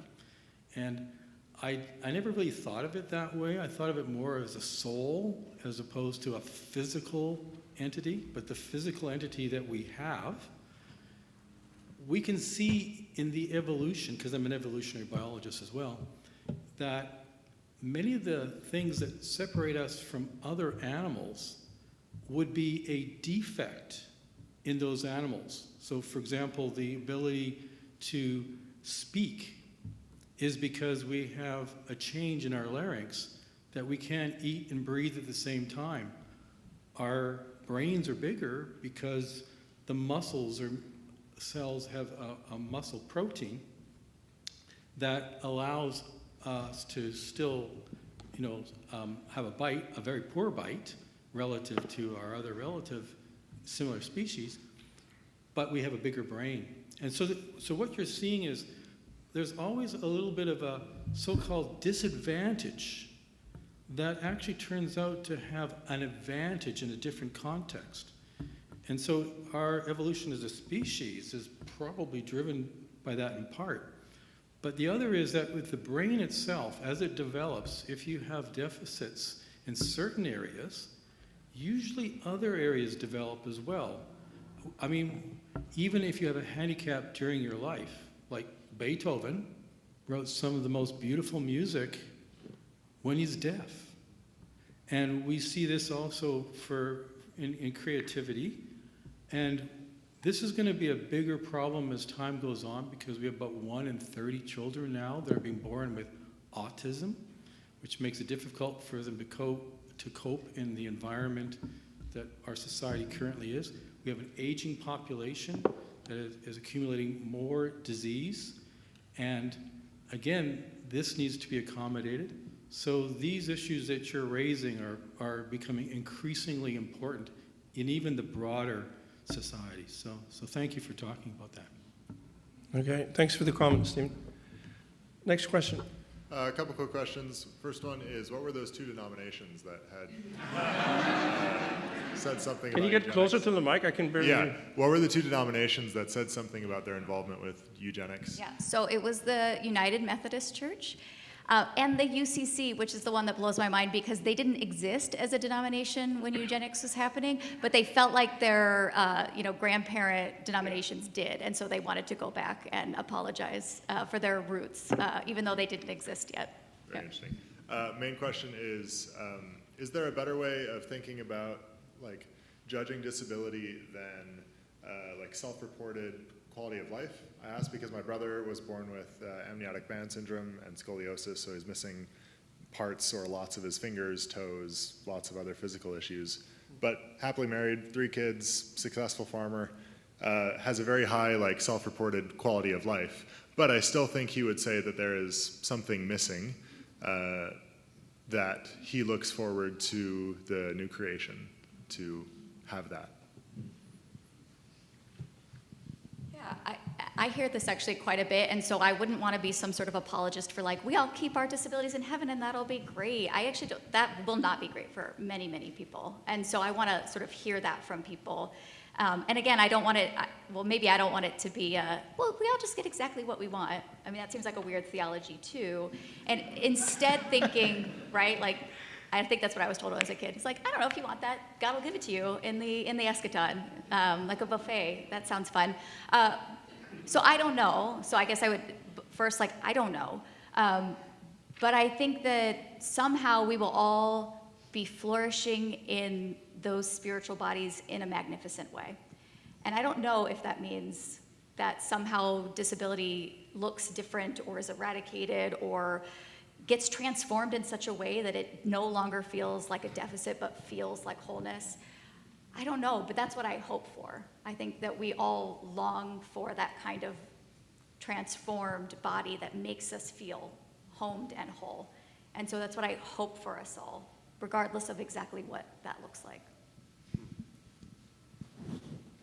I have a question more for you.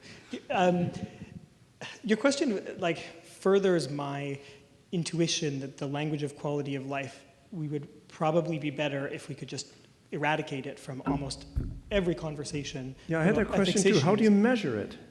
Well, there are medical researchers who've tried to divide up human lives into these measurable units called QALYs. You have a certain number of QALYs, which are your quality of life units, and you lose some based on age or medical diagnosis or those things. And then if you want to decide how to allocate scarce resources or which persons matter more than other persons, you just check their quality bag, and then whoever has the most matters more. That's maybe like a slight caricature, but not too slight. And I guess I'm coming to think that even like underneath, not to presume about your question, but so often people who have chronic illness or disabilities, they feel like they need to defend themselves by saying, I have a good quality of life. They presume others look at them and make judgments, oh, you must have a terrible quality of life. And then they assert their quality of life as a way of defending themselves and saying, I matter, I have dignity, my life is of benefit to me, thank you very much. But I wonder if eliminating that whole dialogue would actually be the best way forward. I don't know if there's ways you can think of where quality of life is still where it still helps. I can't think of any off the top of my head. I mean, qualities of life sounds to me like a bunch of cognitive scientists, analytical philosophers got together and decided, their units of measure. That's sort of how it. Yeah, okay. Okay, Carol, I think you're on the... Yes, thank you both for your talk, and I guess Jens, on that quality of life quantum, I'm sure there's also rankings or higher ratings depending on the different types of criteria you could measure. I think over the years, and most people in this room would remember a kind of transition that we've had in terminology from the term disabled person to this relatively new term, person with disabilities. So the implication being that a disability is not your defining characteristic, it's not your whole identity.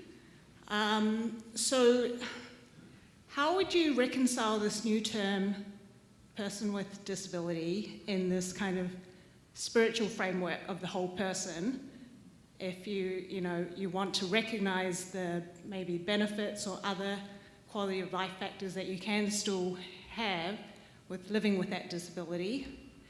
And then also to the term disability itself, do you think that the bias that it is inability or a lacking of an ability is built into the term itself? If you had your way, what would you use instead? Yeah, it's a great question about terminology. So there's actually quite a divide in the disability community about person-first language versus ability-first language. So just to say, I tend to try to swap because there are people for whom it's very important to assert your personhood before your diagnosis because of the ways that people are so dehumanized and that their disability seems to be everything about them. But there are people, including myself, who find that language a little bit strange. Like, I don't say, I'm a person who's a woman. Like, I don't use it about any other identity markers about myself, so why would I use it about disability? I think sometimes it's because we just really don't like disability, and so we're furthering it from ourselves. And so I'm comfortable with either of those, but I do want to say out loud that a lot of young disability advocates are actually much more comfortable with the disability-first language than they are the person-first language, and there's some preference there both ways. If I had to use a different word, I wouldn't. Please don't use different words. Actually, it's really important to use the term disability and not things like different ability or handy-capable, or the euphemisms are really upsetting because I understand that like disability seems to imply an incapacity because but that's the word we have, and when we start making up euphemisms, it further stigmatizes disability. So I think there's been a claiming of the word, like this is just the word we're going to use, and when you use different words, it seems like you are trying to say there is something inherently bad about disability. So if we can just use it, the sort of campaign is just use the word. I'm actually quite comfortable with the word, and I think it's the word that we should be using. Okay, we've got two more questions. I'm German, I have a compulsive keep the time disorder. So if we could, but I would like to take both questions. So if we could keep the questions short and the answers concise, then we can pack them both in. Felix. Yeah, thank you so much for your talk. Your talk made me think of media portrayals of persons with disabilities, and I was thinking of like The Good Doctor, for instance. I was curious how you see, like, I know there's been a growing uptick in persons with disability representation in media. I was curious if you could talk about how you could see that influencing public perception of disability, and also if there's a risk of misportrayal. I've seen it, I like it. It's always precarious, right? Because one person cannot stand in for all people with disabilities. One person with autism can't stand in for all autistic people. And so there's always a danger in this media representation, but the solution to that is just to have way more representation so that no one person has to be the stand-in for all the people, right? Disability is a very heterogeneous group of people. You've met one person with a disability, you've met one person with a disability. So I think I'm heartened by all the sort of saturation of new characters with disabilities. My kids watch this show, Carl, where almost all the characters have autism. It's like a really fantastic show, and it's really like relatable, and I love that. And so but we have to just be careful that we're not. People with disabilities are often the evil characters, so looking out for those tropes, or the buffoons of the scenario, look out for those tropes, or the inspirational, like, just for existing, isn't that inspirational that you got out of bed today? That kind of inspiration porn, we call it. So I think that there are like tropes that we can fall into that are problematic, but the more like complex representations of people with disability, I think is a good thing in our media.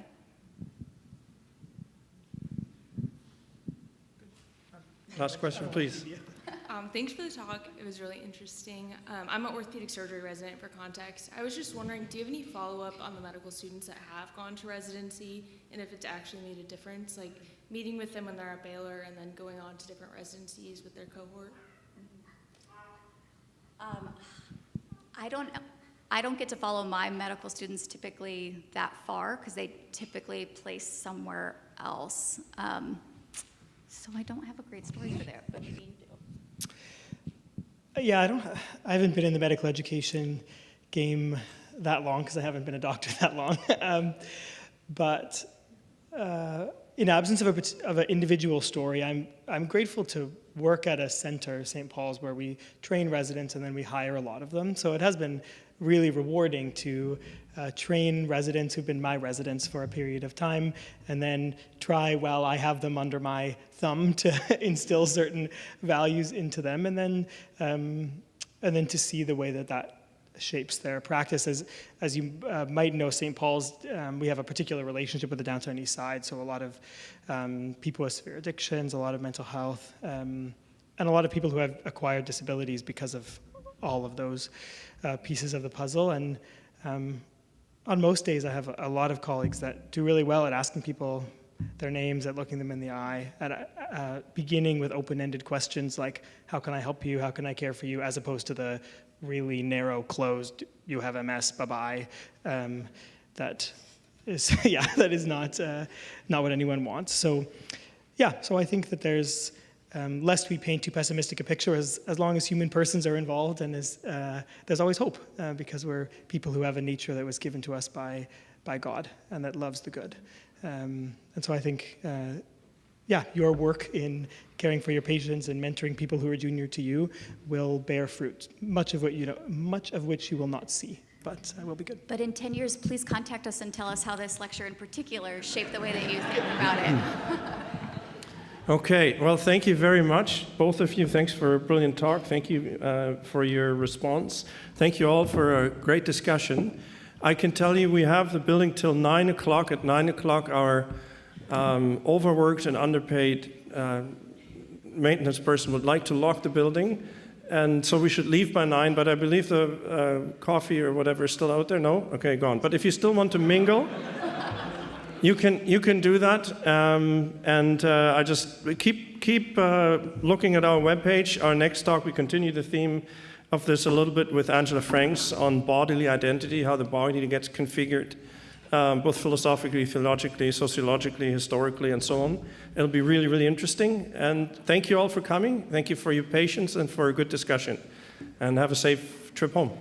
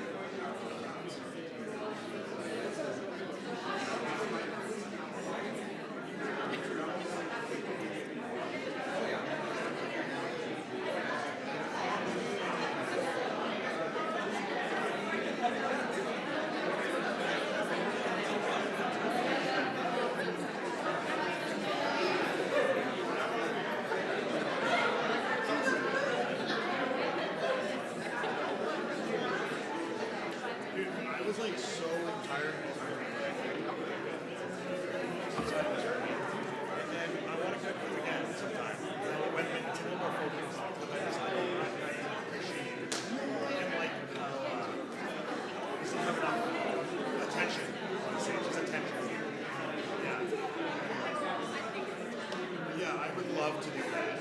And I'll give you a few more months. I'll text you. It'll be on me. I'll follow up